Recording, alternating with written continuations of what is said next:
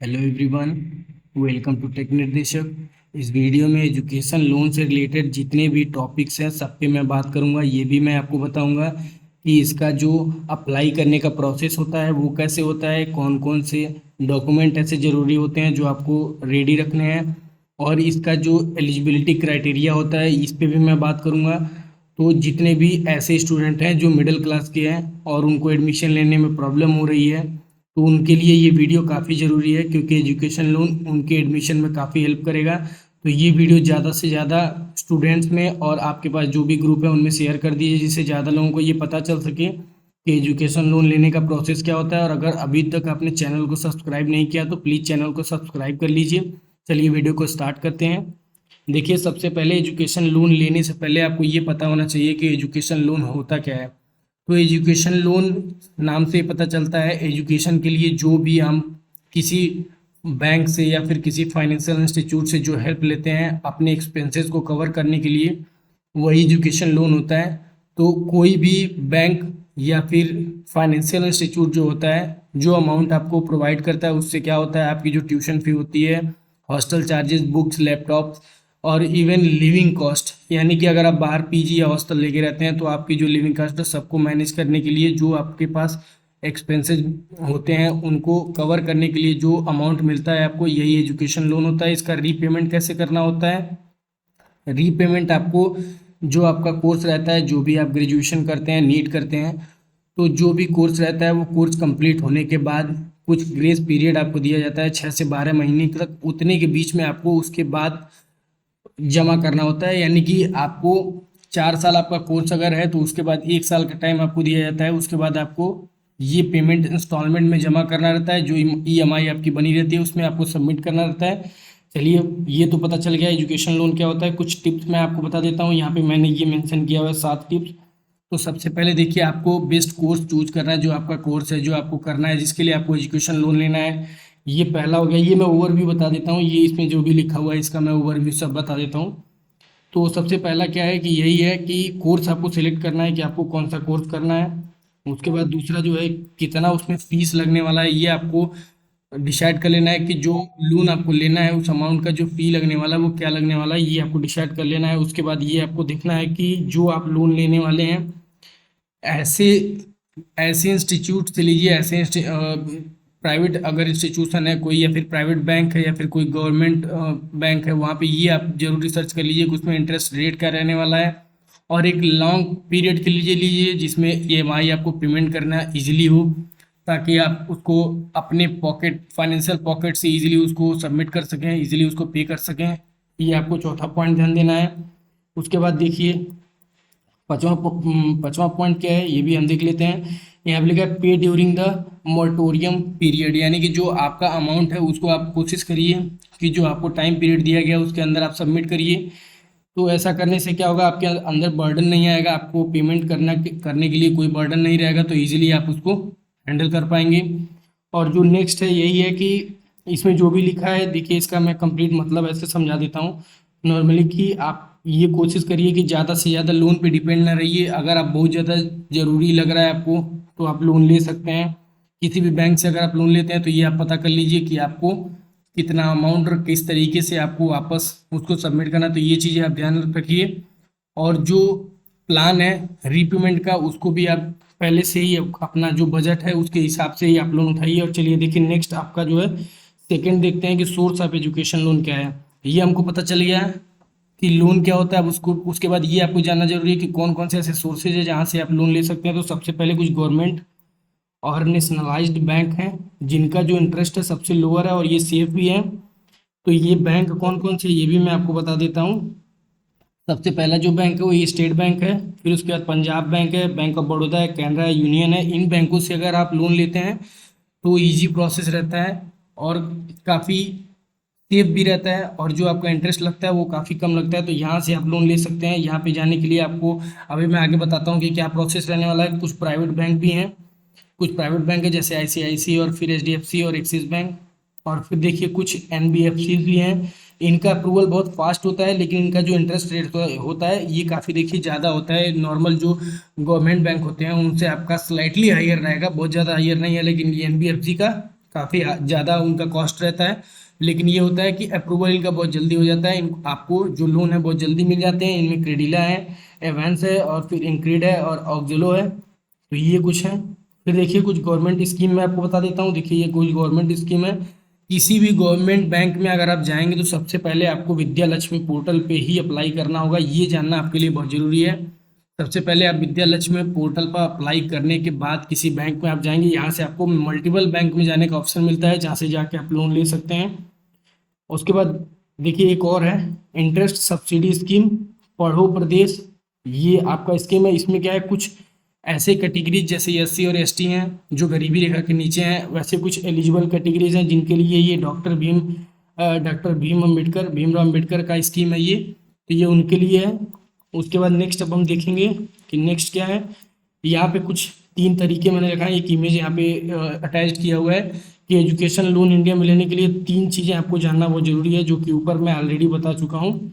इसमें ये है कि जो आपका अमाउंट है, देखिए यहाँ पे क्या लिखा हुआ है, when you are opting a higher education in India. देखिए अगर आप किसी हायर एजुकेशन के लिए जाते हैं तो वहाँ पे आपको ये लोन लेना काफ़ी हेल्पफुल रहता है, क्योंकि जो भी यूनिवर्सिटी फीस और एक्सपेंसेस रहते हैं वो आप पे कर सकते हैं। और इसमें एक ऑप्शन ये भी रहता है कि जब आपको पे करना रहता है वो ग्रेजुएशन के बाद, और 1 साल का भी कुछ ऑप्शन में मिल जाता है, 1 साल गैप ऐसा रहता है, 1 साल एक्सटेंड करके आपको पे करना रहता है, तो कोई दिक्कत वाली बात नहीं रहती है। चलिए अभी नेक्स्ट हम इंपॉर्टेंट जो देखते हैं वो देखते हैं।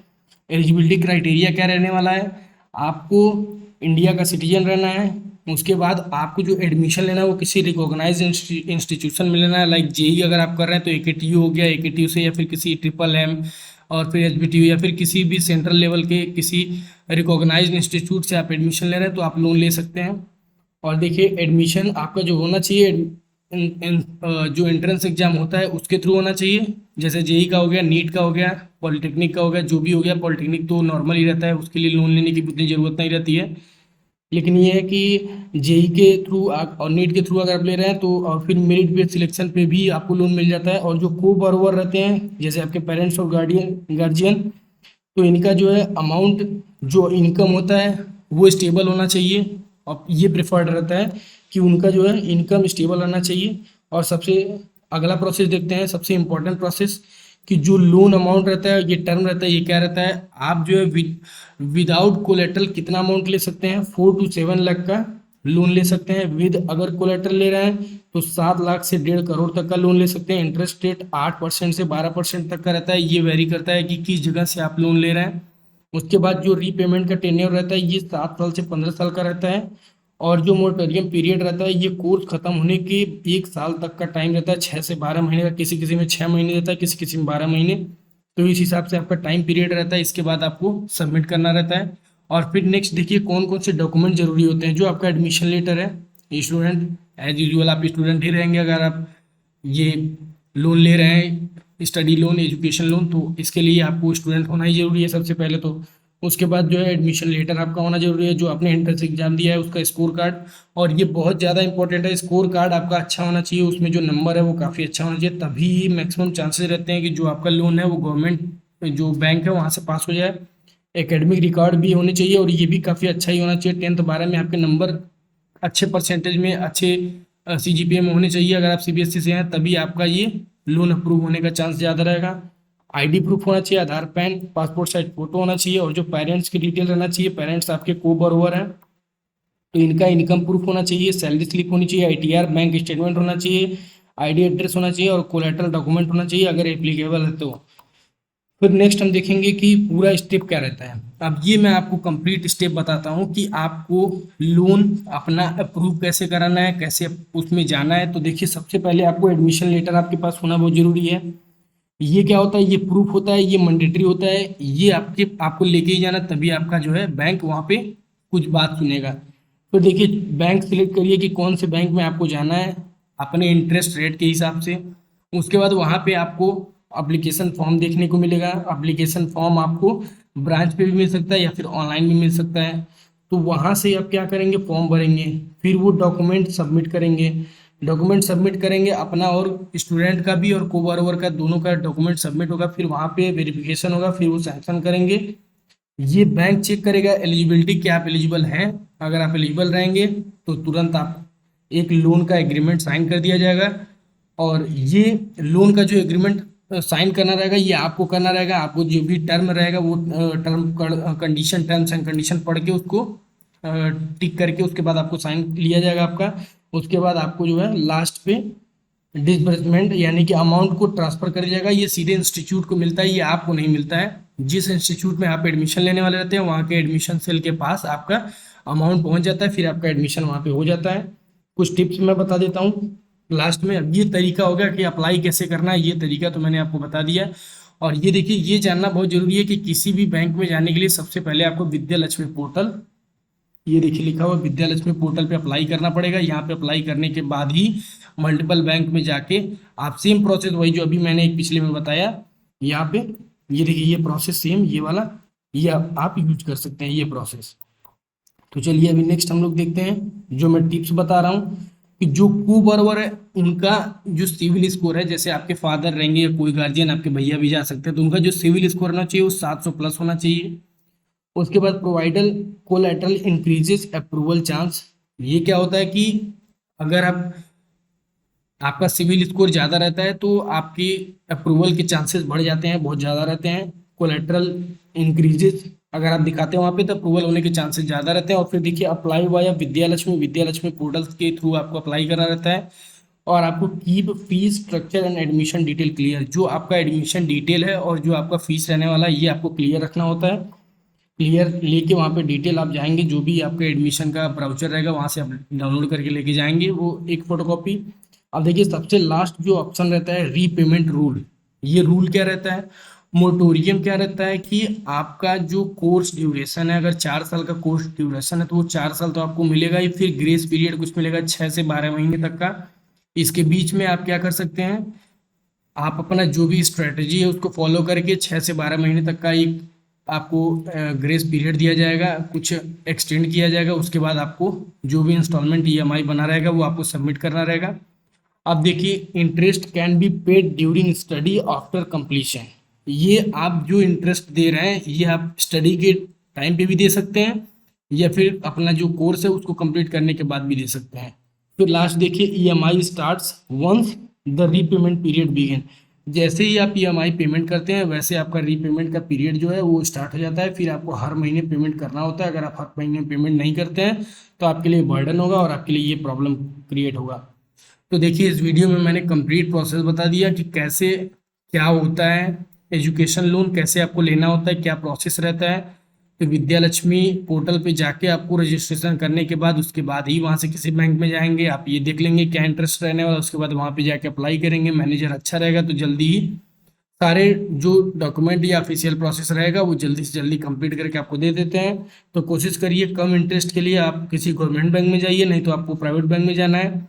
एक बात ये भी बता देता हूँ कि कॉलेज की तरफ से आपको कोई एजुकेशन लोन नहीं मिलता है। तो कॉलेज में जाके एजुकेशन लोन के लिए वहाँ पे बार बार ना कहें। कुछ लड़के थे ये बोले कि सर मिल जाएगा, तो ये मैं उनको बता दे रहा हूँ कि ऐसा कुछ नहीं है। आपको बैंक से या फिर किसी